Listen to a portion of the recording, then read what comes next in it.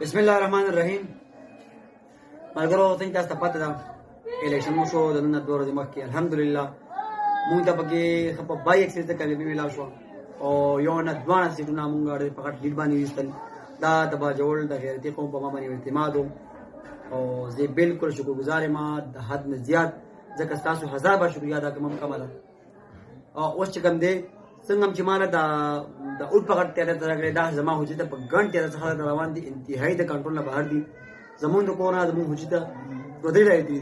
ځکه له یو لار اختیار کما کله کوټه سره توخه جما کله ولادت هغه طرف راشم خو دا چې لکه د کنټرول نه بهر دي کنه نو که زما خپل راځي زما حجت در چا سره ملاو نشم چې کوم ملګری دې ته راځي کنه هغه ته پته دغه چې حالات داسې کنټرول نه بهر دي اوس چې کوم دی ځکه پکې د باز مګو سره ملاو نشم یا چا سره ما دعا سلام ونشي نو خاطر باندې درنوي په ما اعتماد کړي زما سکور کول درځم تاسو په ما خپل حق راغلی او زما حق دی زما تاسو کول درځم تاسو به شکریا ادا کوم ما د پارټي سره پروند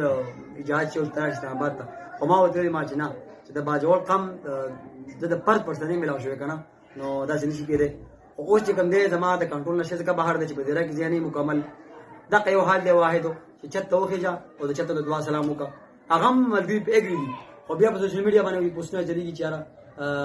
دا چت څه تاسو مو شنه کار شي بیا ولیکي هغه چې بوده کې دی هغه موږ ته مو تاسو څنګه فیصله کوي چې با کوم که تاسو ماته لاندې راکوشه هغه چې لاندې کار لګي مرګ دی بچا سره د مونږ راکړه او په دعا سلام کوه